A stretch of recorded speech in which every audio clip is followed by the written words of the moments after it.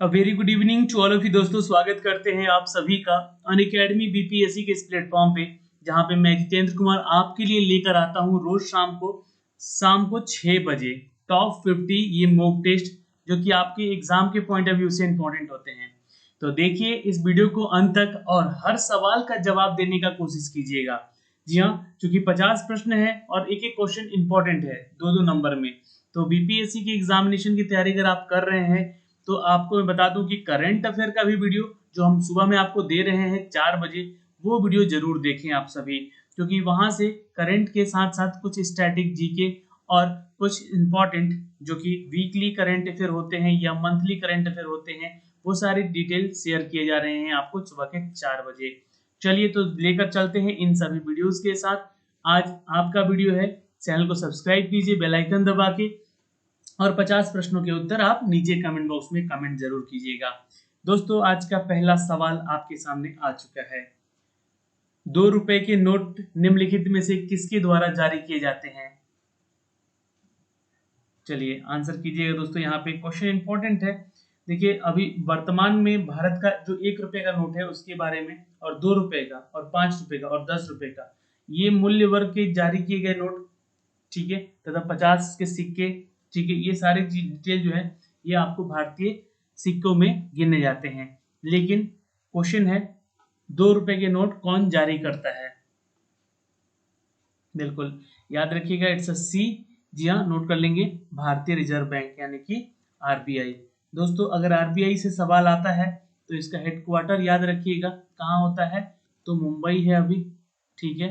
और सबसे पहले इसका हेडक्वार्टर कोलकाता हुआ करता था, ठीक है, कोलकाता नहीं एक्चुअली कलकत्ता में था, ठीक है, सबसे पहला। लेकिन अब इसका स्थानांतरण करके इसको मुंबई ले गया गया, तो ध्यान रखेंगे। और 1 रुपए का नोट कौन जारी करता है? 1 रुपए का नोट, ये देखिए 2 रुपए का नोट पूछा गया यहाँ पे, और अगर 1 रुपए का नोट पूछे तो आपको क्या बताना है कि ये हमारा वित्त मंत्रालय जारी करता है, ठीक है, वित्त मंत्रालय जारी करता है, याद रखिएगा। और इस पे वित्त मंत्री का हस्ताक्षर भी रहता है। चलिए क्वेश्चन नंबर 2 पे चलते हैं। सूफी संतों ने किस प्रकार सांस्कृतिक समन्वय में योगदान दिया था? चलिए आंसर कीजिएगा दोस्तों यहाँ पे सूफी संतों के बारे में। जी हाँ, देखिए अभी भक्ति आंदोलन पर आपको निबंध वगैरह लिखने को बीपीएससी मेंस में आ सकता है, ठीक है। तो भक्ति आंदोलन की बात करें तो एक देशव्यापी जन आंदोलन था। इस आंदोलन में हिंदू और मुस्लिम धर्म के जितने भी पारस्परिक कटुरता और संघर्ष को लेकर कम करने और हाथ बटाने में कहा जाता है कि धर्म जो भक्ति आंदोलन था वो एक साथ दोनों मिलकर सामने आए। और सूफी सूफी मत का उदय वस्तुतः हिंदुओं के इस धार्मिक आंदोलन का ही एक देन है। तो जो कह सकते हैं दोस्तों ये जो सूफी संत हैं, ठीक है, ये किसका देन है?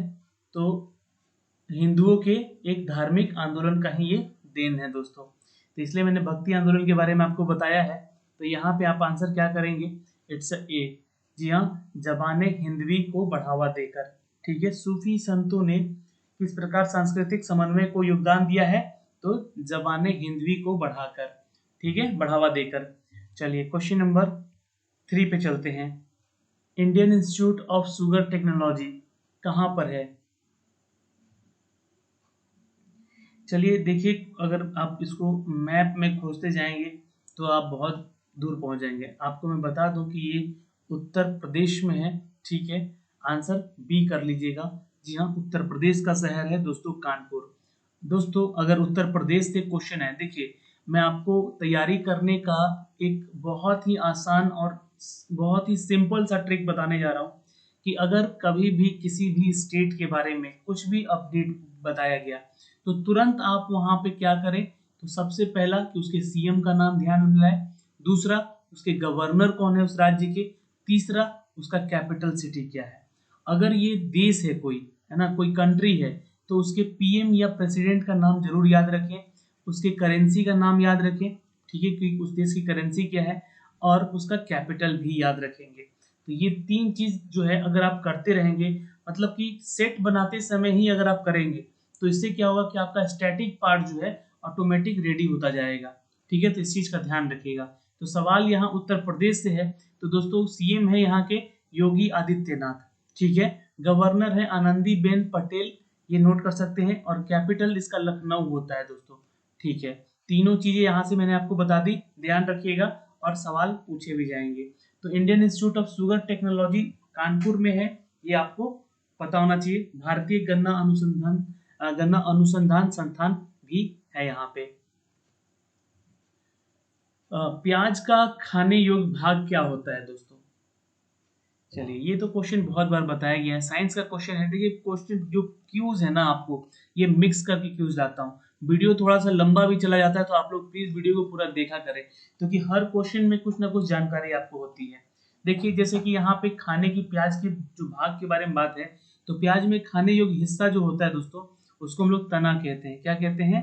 तना कहते हैं। याद रखिएगा, आंसर यहाँ पे हो जाएगा बी, तना कहते हैं उसको, रूपांतरित तना कहते हैं। और जड़ में ऊपर पत्तियां शुरू हो जाती हैं, ठीक है, और पत्तियों का जड़ के साथ वाले भाग जो होते हैं वो भोजन जमा होकर गुद्देदार और गांठ के आकार का हो जाता है, जो कि जमीन के अंदर रहता है। ठीक है, और ये जो है जमीन के अंदर रहता है, जो कि आपको पता है, और ये खाने युक्त पार्ट होता है प्याज का। ठीक है, उसको तना कहते हैं। क्या कहते हैं? रूपांतरित तना कहते हैं। आइए क्वेश्चन नंबर 5 पे, संयुक्त राष्ट्र के खाद्य एवं कृषि संगठन का मुख्यालय कहाँ है? ये क्वेश्चन पूछा गया है बीपीएससी में ही, इंपॉर्टेंट है, इसलिए इसका जवाब जरूर दीजिएगा।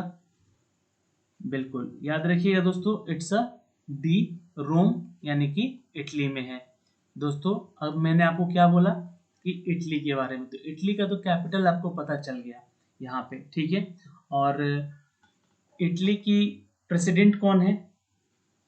तो ये ध्यान में रखिएगा, इनका नाम है, इटली के प्रेसिडेंट हैं सर्जियो मट्रेला।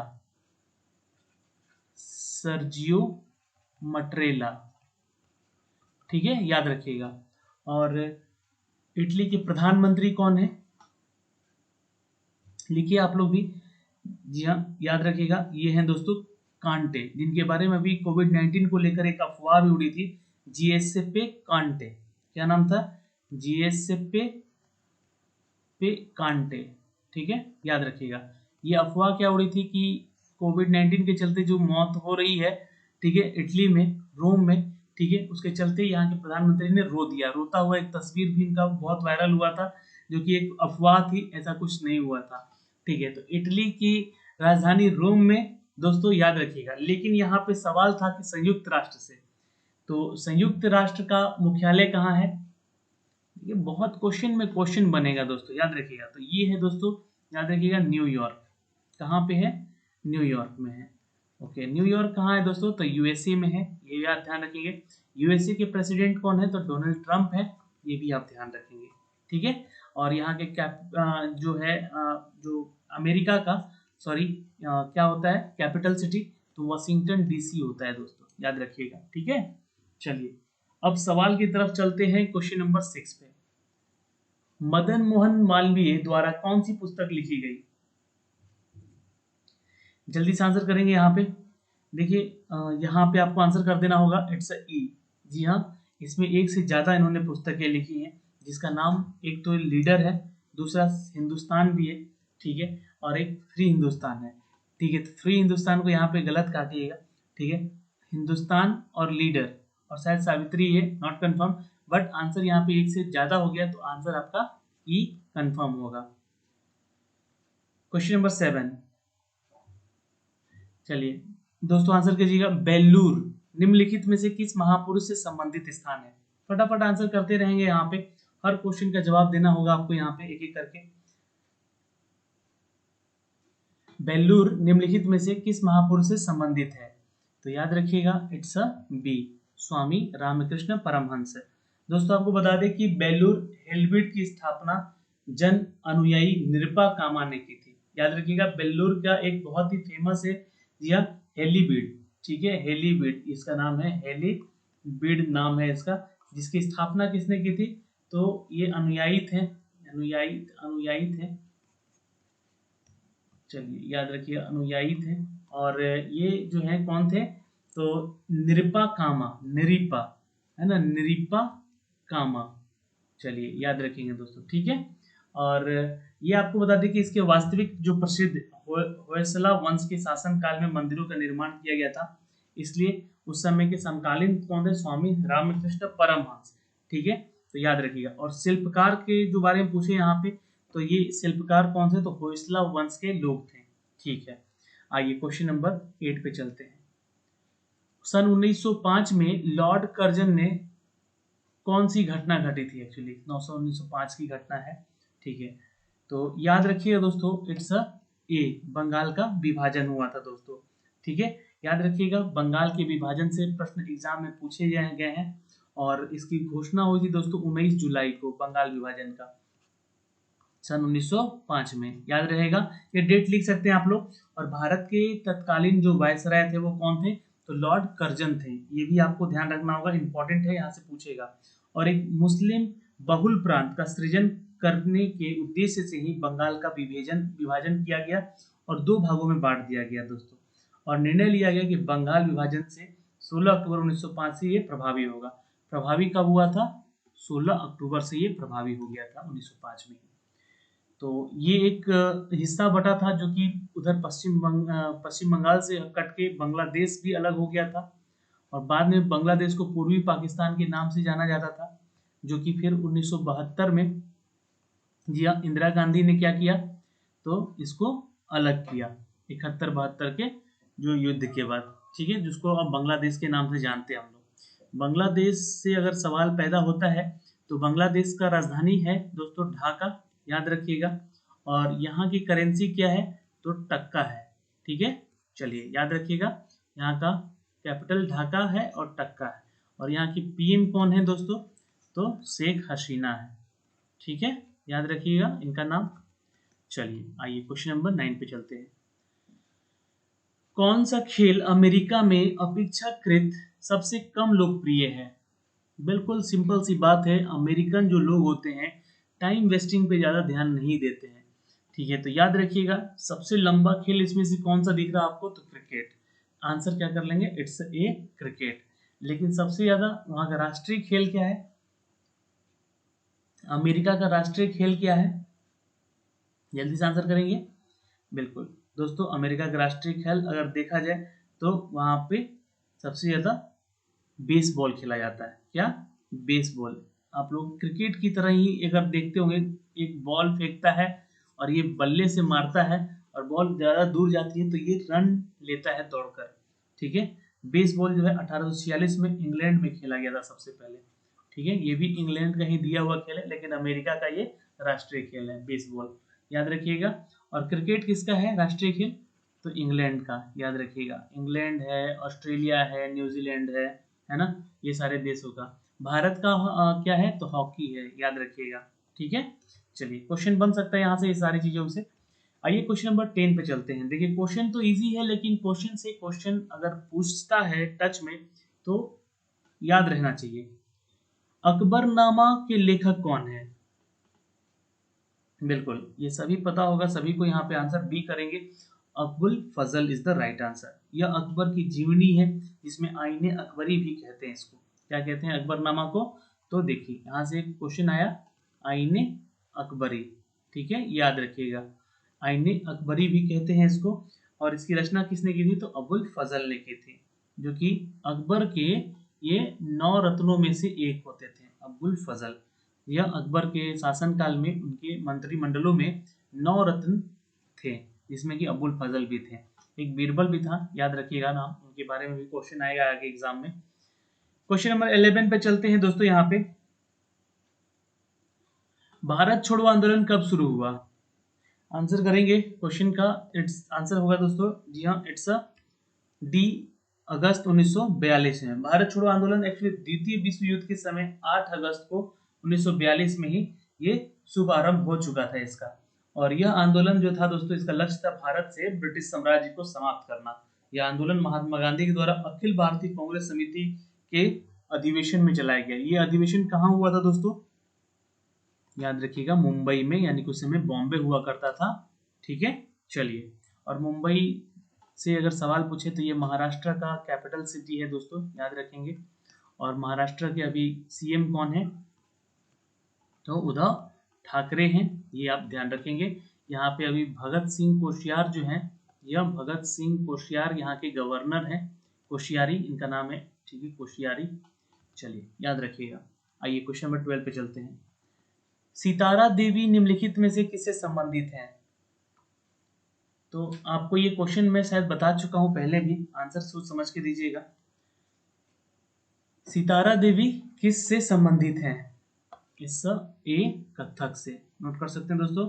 सितारा देवी एक भारत की सुप्रसिद्ध कथक नृत्यांगना है और थी एक्चुअली, वे मात्र 16 वर्ष तक ही जीवित रही और उनके नृत्य को देखकर रविन्द्रनाथ ठाकुर ने, जी हाँ, रविन्द्रनाथ ठाकुर ने नृत्य सामग्री कहकर संबोधित किया था इनको। क्या?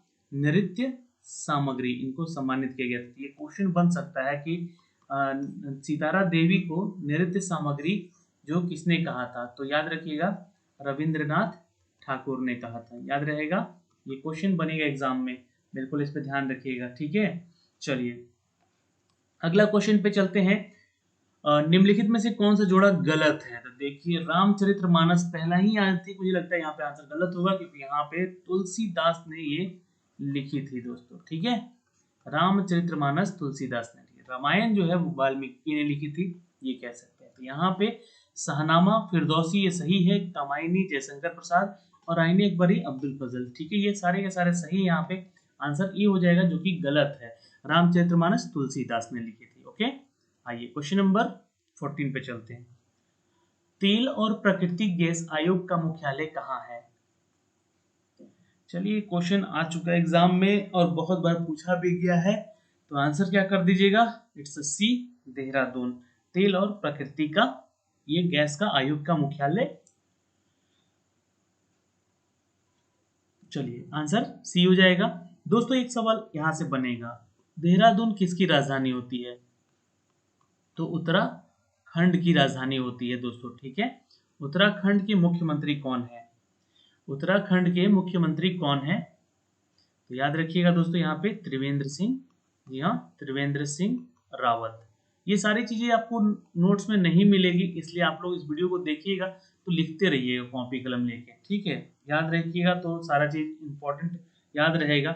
और यहाँ के राज्यपाल हैं बेबी रानी मौर्य, याद रहेगा दोस्तों, यह बेबी रानी मौर्य।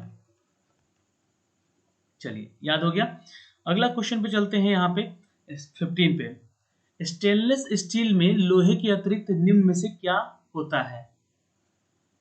तो भाई ये तो क्वेश्चन मैं बता चुका हूं आपको, जी हाँ, इसमें होता है क्रोमियम और निकेल, जो कि स्टील में पाए जाते हैं। ओके, आइए क्वेश्चन नंबर 16। भारत के राष्ट्रपति के बारे में निम्न में से कौन सा कथन सत्य नहीं है? ठीक है, नहीं बोल दिया गया है यहाँ पे, ध्यान दीजिएगा। तो ऑप्शन आपके सामने, वो लोकसभा को भंग कर सकते हैं। क्या राष्ट्रपति लोकसभा को भंग कर सकते हैं? देखिए आंसर सोचिएगा और समझिएगा। वह सेना के तीनों अंगों के सर्वोच्च सेनापति हैं, ये तो बिल्कुल सही है भाई। वह राज्यसभा को भंग कर सकते हैं, ओके। वह राज्यपाल की नियुक्ति कर सकते हैं, ये भी सही है। तो कौन सा कथन सत्य नहीं है? तो ये है डी, जी हाँ, वो राज्यपाल की नियुक्ति कर सकते हैं। यहाँ पे ये राज्यपाल की नियुक्ति कौन कर सकता है? तो मुख्य न्यायाधीश कर सकता है, ठीक है, मुख्य न्यायाधीश कर सकता है, ठीक है दोस्तों। राज्यपाल की नियुक्ति कौन करता है? तो यहाँ पे आंसर आप क्या करेंगे दोस्तों? भारत में प्रत्येक राज्य में राज्यपाल जो है वो केंद्रीय मंत्रिमंडल की सिफारिश से और राष्ट्रपति के द्वारा नियुक्त किया जाता है एक्चुअली। यहाँ पे आंसर डी कैसे गलत हो गया? ठीक है, यहाँ पे थोड़ा सुधार कीजिएगा दोस्तों, यहाँ पे आंसर डी नहीं होगा, ठीक है। कौन सा कथन सत्य नहीं है? ये तो कथन सत्य है कि भारत के राष्ट्रपति के बारे में क्या है, तो वह राज्यपाल की नियुक्ति कर सकता है, बिल्कुल कर सकता है भाई, ये सही है, ठीक है। और यहाँ पे आंसर होगा दोस्तों कि वो राज्यसभा को भंग कर सकता है, ये गलत है, यहाँ पे सी आंसर होना चाहिए, ठीक है। आंसर सी हो जाएगा, यहाँ पे नोट कर सकते हैं। और 5 वर्ष का कार्यकाल होता है राज्यपाल का, ये भी आप ध्यान रखेंगे। और हर राज्य का राज्यपाल वहाँ का एक तरह से राष्ट्रपति ही होता है, एडमिनिस्ट्रेशन उनके हाथों में रहता है उस राज्य का, ठीक है दोस्तों। चलिए आइए क्वेश्चन नंबर चलते हैं, यहाँ पे सुधार कर लीजिएगा कि क्या राज्यसभा को भंग कर सकता है राज्यपाल? तो नहीं, यहाँ पे भंग नहीं कर सकता भाई, ना ही राज्यपाल ना ही राष्ट्रपति, ठीक है। तो ये आंसर दोस्तों दिया गया सी जो है वो ही आपका आंसर यहाँ पे गलत है। Sorry for that. यहाँ पे देखिए, यहाँ पे ना, एक मिनट, यहाँ पे ना ही तो लोकसभा को भंग कर सकता है और ना ही राज्यसभा को, तो एक से अधिक उत्तर हो रहा है ना, आंसर ई होगा। ठीक है, आंसर ई होगा, नॉट डी, इट्स ई। ठीक है, चलिए अब सही हुआ यहाँ पे। चलिए, केंद्र मुख में निम्नलिखित में से क्या हमें मिलता है? चलिए याद रखिएगा दोस्तों, आंसर हो जाएगा इट्स डी, अयस्क हमें प्राप्त होते हैं। दोस्तों अगर भारत में बात करें तो भारत में झारखंड ऐसा राज्य है जहाँ पे जो है कि अयस्क पाए जाते हैं। ठीक है, खनिज अयस्क पाए जाते हैं, और झारखंड की राजधानी होती है रांची। ठीक है, नोट कर सकते हैं। इसमें कि बंगाल भी है और उड़ीसा भी है। तो उड़ीसा की राजधानी होती है भुवनेश्वर। ठीक है, याद रखिएगा। और यहाँ के जो सीएम है वो है नवीन पटनायक, और यहाँ के सीएम कौन है बंगाल की? तो वो है दोस्तों ममता बनर्जी। और रांची यानी झारखंड के सीएम कौन है? तो याद रखिएगा दोस्तों, ये है हेमंत सोरेन। ठीक है, चलिए क्वेश्चन नंबर 18 पे चलते हैं। सुब्रमण्यम भारती किस भाषा के लेखक थे? ये क्वेश्चन इंपॉर्टेंट है, आया हुआ है, तमिल भाषा के ये थे। ठीक है, आंसर क्या करेंगे, बी कर लीजिएगा यहाँ पे। ठीक है, तमिल भाषा के ये क्या थे? तो लेखक थे दोस्तों। चलिए क्वेश्चन नंबर 19, पेड़ के काटने पर जो रिंग निकलता है उससे क्या पता चलता है? चलिए आंसर करेंगे दोस्तों, क्वेश्चन इंपॉर्टेंट है, ये भी क्वेश्चन बता चुका हूं मैं आपको पहले भी। ठीक है, तो ये इससे हम लोग पेड़ की आयु ज्ञात कर सकते हैं दोस्तों। ठीक है, चलिए, नीरज सी चौधरी किस भाषा के लेखक थे? तो याद रखिएगा दोस्तों, इट्स अ, जी हाँ, सी इज द राइट आंसर। अंग्रेजी भाषा के ये लेखक हुआ करते थे, साहित्यकार और शिक्षक भी थे ये। ठीक है, और काव्य भी हैं, यानी कि ये लेखक भी हैं, सॉरी। और यहाँ पे आंसर क्या हो जाएगा, अंग्रेजी। चंद्रमा पर निम्नलिखित में से क्या होता है? तो ऑप्शन है आपके सामने, आवाज तथा कंपन सुनाई पड़ता है, आवाज नहीं सुनाई पड़ता है, कंपन सुनाई पड़ता है, आवाज सुनी देती है, कंपन सुनाई नहीं पड़ता है, या फिर आवाज में कंपन सुनाई पड़ते हैं। तो आंसर कीजिएगा, इट्स अ डी। जी हाँ, चंद्रमा पर सिर्फ और सिर्फ कंपन सुनाई देता है। ओके, आवाज सुनाई नहीं देता, क्योंकि वहां पे क्या है, तो वायु नहीं है वहां पे, ना ही वातावरण है। ठीक है, चलिए क्वेश्चन नंबर 22, मकराना किस वस्तु के लिए प्रसिद्ध है? देखिए मकराना बहुत फेमस है। ठीक है, मकराना जो है एक तरह का सफेद पत्थर होता है जिसको हम लोग संगमरमर कहते हैं। ठीक है, तो ये संगमरमर के लिए फेमस है जो कि मकराना है। और मकराना एक बहुत बड़ा कस्बा है, जो कि आपको बता दें कि मकराना के संगमरमर का उपयोग करके ही ताजमहल को बनाया गया है। ठीक है, ताजमहल के जो पत्थर हैं वो मकराना के पत्थर हैं उसमें लगे हुए, ये भी ध्यान रखेंगे। और विभिन्न स्थानों पर संगमरमर का खनन भी किया जाता है। यहाँ निवासियों का मुख्य व्यवसाय संगमरमर खनन ही है। ठीक है, तो मकराना एक जगह का नाम है। चलिए क्वेश्चन नंबर 23, सागर तट के निकटवर्ती स्थानों पर सागर की ठंडी हवाएं कब उठाने लगती हैं? तो जैसे कि अगर सागर में आप समुद्र में देखेंगे तो बहुत बड़े बड़े ज्वार जैसे, ज्वार भाटो जैसे ये ना लहरें उठती हैं समुद्र के पानी के। तो ये ऐसा कब होता है? बिल्कुल याद रखिएगा, आंसर ये हो जाएगा, आधी रात में होता है। और कब? जब चंद्रमा, जी हाँ, जब चंद्रमा बिल्कुल पूर्णिमा के दिन ये सामने होता है उस समंदर के। तो यहाँ पे आंसर कीजिएगा दोस्तों, जी हाँ, आधी रात के बाद होता है ऐसा। क्वेश्चन नंबर 24, अकबर की राजदूत नीति से किसको लाभ हुआ था? आंसर करेंगे जल्दी से फटाफट यहाँ पे। बिल्कुल याद हो जाएगा दोस्तों, सी, मुगल और राजपूत दोनों को, क्योंकि अकबर जो था वो धर्मनिरपेक्ष पे विश्वास करता था। ठीक है, यानी कि सभी धर्म समान है। उसने अपना एक धर्म भी चलाया था जिसका नाम था दोस्तों दीने इलाही। ठीक है, और ये इससे मुगल और राजपूतों की मित्रता बढ़ी। इनफैक्ट इन्होंने एक शादी भी की थी, किससे? तो राजपूत कन्या से, जी हाँ, जोधा जिनका नाम था। ठीक है, चलिए, चैन कौन सा फसल उत्पादन में विश्व की प्रथम है? चलिए ये क्वेश्चन भी पूछा गया है दोस्तों, याद रखिएगा इट्स अ ई। जी हाँ, जिसमें कि गेहूं, चावल और मक्का तीनों आते हैं, याद रखिएगा। क्वेश्चन नंबर 26, लोहे में जंग लगने का मुख्य कारक क्या है? बिल्कुल याद रखिएगा, लोहा में जंग तभी लगता है जब वहां पे ऑक्सीजन की मात्रा मिलती है उसको, यानी कि ऑक्सीजन में जंग लग सकता है, जहां भी लोहा रहे पड़ा पड़ा उसमें जंग लग सकता है। ठीक है, याद रखिए जब लोहे से बने सामान नमी वाली हवा में ऑक्सीजन से प्रतिक्रिया करती है तो लोहे में एक भूरे रंग की परत पड़ती है जिसे हम लोग आयरन ऑक्साइड कहते हैं। ठीक है, और आयरन ऑक्साइड की परत जमती है उसे हम लोग हिंदी में जंग कहते हैं। ठीक है, लोहे का ऑक्सीजन के साथ प्रतिक्रिया ऑक्सीकरण होता है, आयरन ऑक्साइड बनाता है। ठीक है, चलिए यूएनओ देखिए, यूएनओ उस एजेंसी का नाम बताएं जो कि बाल कल्याण के लिए कार्य करती है। यूएनओ यानी कि यूनाइटेड नेशन ऑर्गेनाइजेशन। ठीक है, संयुक्त राष्ट्र एक अंतर्राष्ट्रीय संगठन है दोस्तों, और इसके उद्देश्य में उल्लेख है कि यह अंतर्राष्ट्रीय कानून सुविधाजनक सहयोग बनाए रखे। इसके अलावा अंतर्राष्ट्रीय सुरक्षा, आर्थिक विकास, सामाजिक प्रगति, मानवाधिकार और विश्व की शांति में कार्यरत भी रहेगा। तो यूएन यानी कि दोस्तों यूनाइटेड नेशन। ठीक है, और यूएनओ यूएनओ एक ऐसी एजेंसी का नाम बताएं जिसके बाल कल्याण के साथ ये है। तो याद रखिएगा दोस्तों इट्स सी, यूनिसेफ। ठीक है, आंसर क्या करेंगे? यूनिसेफ। ये क्वेश्चन पूछा जाएगा दोस्तों। देखिए, संयुक्त राष्ट्र बाल कोष की स्थापना जो है, आरंभिक उद्देश्य क्या था कि द्वितीय विश्व युद्ध के बाद जितने भी नष्ट हुए राष्ट्र के बच्चों को खाना और स्वास्थ्य पहुंचाना, यह स्वास्थ्य सेवाएं उपलब्ध कराना। इसकी स्थापना हुई थी दोस्तों संयुक्त राष्ट्र के महासभा में 11 दिसंबर 1946 को। याद रख सकते हैं, 11 दिसंबर 1946 में हुआ था इसका स्थापना। इसका उद्देश्य क्या था?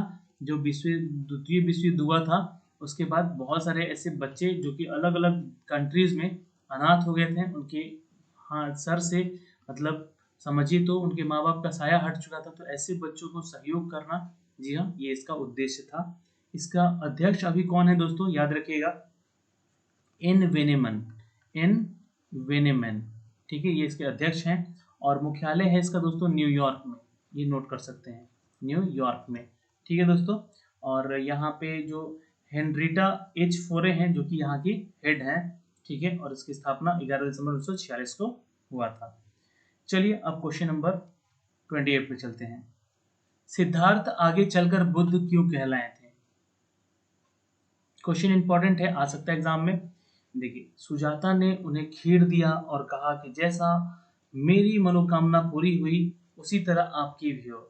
और कहा जाता है कि उसी रात को ध्यान लगाने पर सिद्धार्थ की साधना सफल हुई थी और उन्हें सच्चा बोध यानी कि ज्ञान भी प्राप्त हुआ था, और तभी से वो बुद्ध कहलाए थे। तो याद रखिएगा आंसर क्या हो जाएगा? जी हाँ, उन्हें सच्चे ज्ञान की प्राप्ति हो गई थी इसलिए वो बुद्ध कहलाए थे। तो अब ये कहानियां हैं, इनके ऊपर जितनी भी बातें की जाए वो कम है, लेकिन ये क्वेश्चन आया हुआ एग्जाम में इसलिए यहाँ पे बताया गया है। कौन सा केंद्रीय सरकार एकत्रित कराती है? बिल्कुल याद रखिएगा, डी सीमा कर यानी कि बॉर्डर टैक्स।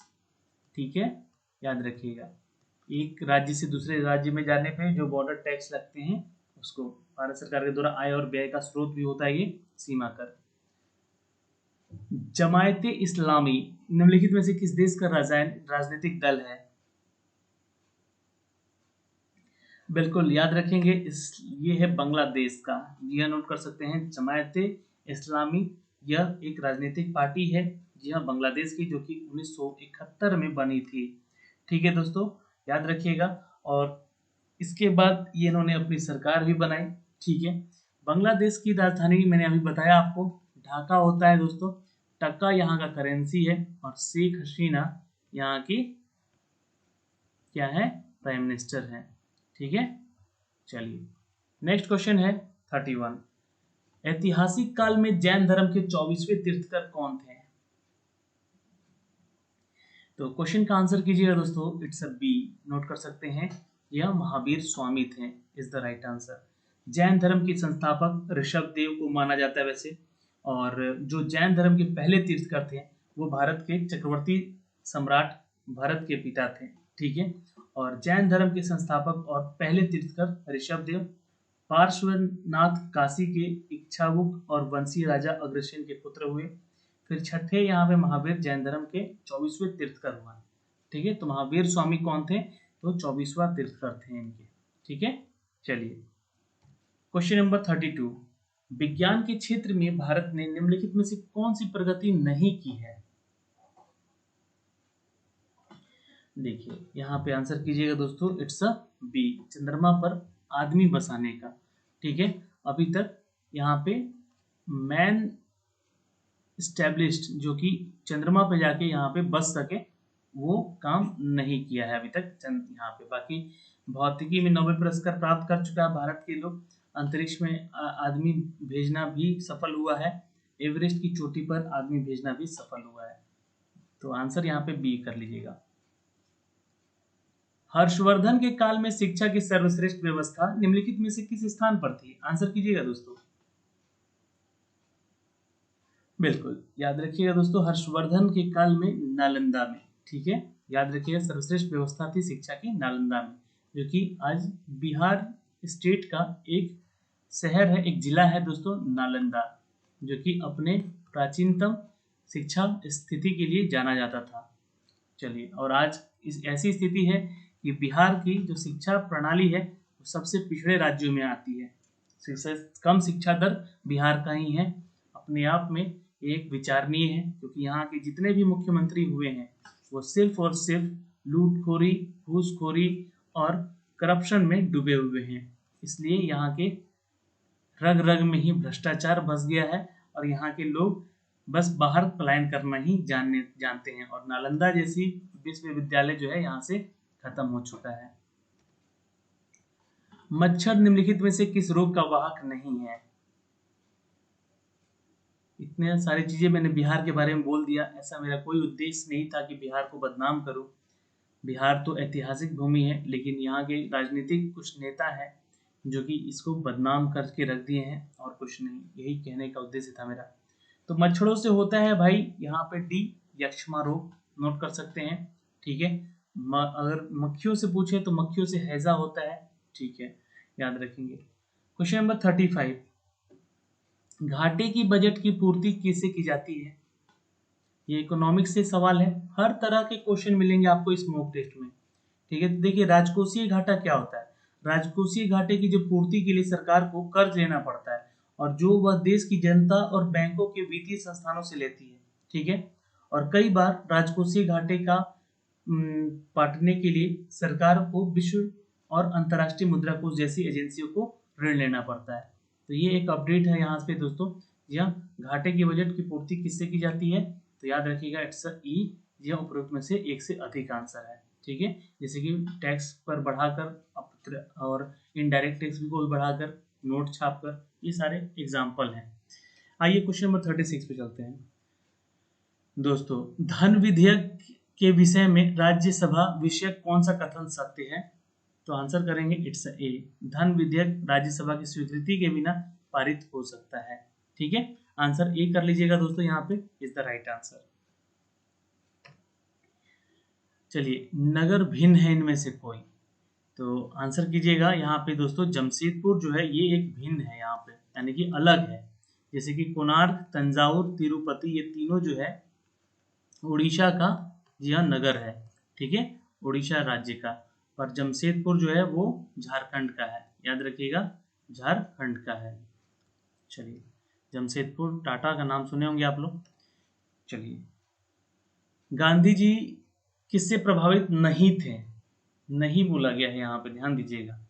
तो गांधी जी देखिए अपना आंदोलन जो है वो टॉलस्टॉय की विचारधारा से प्रभावित थे, और खत में जिक्र भी टॉलस्टॉय ने अपनी डायरी में भी किया था। और आज मुझे एक हिंदू द्वारा लिखा गया दिलचस्प पत्र मिला, इसके जवाब में गांधी को लिखा कि मुझे आपके द्वारा भेजा गया दिलचस्प पत्र मिला है, इसे पढ़कर अत्यंत खुशी हुई है, ठीक है। पर टॉलस्टॉय से संबंधित है, बाइबल से भी संबंधित है, जी हाँ। आंसर कीजिएगा, लेनिन से ये प्रभावित नहीं थे, ठीक है, इनके घोर विरोधी माने जाते थे ये। क्वेश्चन नंबर 39, निम्नलिखित में से कौन सा वैदिक काल में विद्यमान नहीं था? तो आंसर करेंगे दोस्तों इट्स अ ई। जी हाँ, एक से अधिक उत्तर होंगे यहाँ पे। चलिए, ये पेय पदार्थ पर्दा प्रथा ये वैदिक काल में नहीं था। क्वेश्चन नंबर 40, निम्नलिखित में से कौन सा कथन सत्य है? तो नील नील नदी का उद्गम स्थल कहाँ है? बताइए। मैं बता चुका हूँ आपको, ठीक है, जल्दी से आंसर कीजिएगा, क्योंकि इसका जो मुख्य स्थान है वो भूमध्य सागर है। तो यहाँ पे आंसर क्या करेंगे? ई जो है, यहाँ पे एक से अधिक उत्तर यहाँ पे सही है। कौन कौन से हैं? तो देखिएगा, ये तो कथन गलत है, विक्टोरिया झील है, ये गलत है, यह भूमध्य सागर से है, इसका जो उद्गम मुख्य स्थान जो है, ठीक है। और 160 किलोमीटर की लंबी ये है तथा 240 चौड़ी है, ठीक है। श्वेत नील के बारे में अगर बात करें यहाँ पे तो, और यांगसी नदी जो है ये उद्गम तिब्बत का पठार, ये सही है। और बर्लिन स्वान नदी का खिताब पे, यानी कि एक से अधिक उत्तर यहाँ पे सही होते हैं। क्वेश्चन नंबर 41, निम्नलिखित में से कौन सा राज्य का आवश्यक तत्व नहीं है? चलिए क्वेश्चन का आंसर करेंगे दोस्तों, यहाँ पे it's a D is the right answer. संसद जो है आवश्यक तत्व नहीं है। जनसंख्या, भूमि, प्रभुसत्ता, ये सभी जो है आवश्यक तत्व है राज्य के लिए, लेकिन संसद जो है वो केंद्र के लिए होता है, ये ध्यान दीजिएगा, ठीक है। चलिए क्वेश्चन नंबर 42, खिलाफत आंदोलन में कांग्रेस के द्वारा सहयोग देने का कारण क्या था? चलिए आंसर करेंगे दोस्तों, खिलाफत आंदोलन हुआ था, याद रखिएगा, मार्च सन 1919 में, ठीक है, ये ध्यान रखिएगा। और जनवरी 1921 तक चला था ये, जिसमें कि आंसर क्या करेंगे यहाँ पे? तो राष्ट्रीय आंदोलन में मुसलमानों का सहयोग प्राप्त करना था, इसलिए अंग्रेजों खिलाफत आंदोलन में कांग्रेस द्वारा सहयोग देने का कारण बना था। क्वेश्चन नंबर 43 का आंसर दीजिएगा, बांदीपुर वन्य विहार कहाँ पर स्थित है? चलिए आंसर करेंगे दोस्तों, इट्स अ सी। जी हाँ दोस्तों, कर्नाटका में है बांदीपुर वन्य विहार अभ्यारण्य। ये कहाँ पे है? तो कर्नाटका में। दोस्तों कर्नाटका की राजधानी होती है बेंगलुरु, याद रखिएगा, ये हर बार आपको सवाल बता रहा हूँ। और यहाँ पे मैंने मुख्यमंत्री का नाम भी बताया है। जी हाँ, कर्नाटका के मुख्यमंत्री का नाम क्या है? तो याद रखिएगा दोस्तों, जी हाँ, कर्नाटका के मुख्यमंत्री का नाम क्या है? BS येदुरप्पा, ठीक है, याद रखिएगा। और कर्नाटका के गवर्नर का नाम क्या है? तो ये है दोस्तों, लिख लीजिए, कर्नाटका के गवर्नर का नाम क्या है दोस्तों? चलिए तो आंसर कीजिएगा यहाँ पे, वाजूभाई वाला, वाजूभाई वाला, ठीक है, वज्जू भाई वाला एक्चुअली नाम है, वज्जू भाई वाला, ठीक है। चलिए इंपॉर्टेंट है, गोरखा आंदोलन से क्या संबंधित है? तो याद रखिएगा दोस्तों, यहाँ पे it's a B, Subhash Ghising, note कर सकते हैं, जो कि संबंधित है गोरखा आंदोलन से। इनमें से, इन चार में से निम्नलिखित में से किसे विश्व का पहला अंतरिक्ष पर्यटक बनने का गौरव प्राप्त है?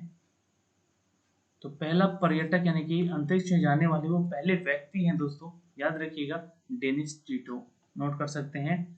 जी हाँ, अंतरिक्ष में जाने वाला पहला व्यक्ति इट्स अ डेनिस टीटो, याद रखिएगा दोस्तों, इनका नाम बहुत ही फेमस था।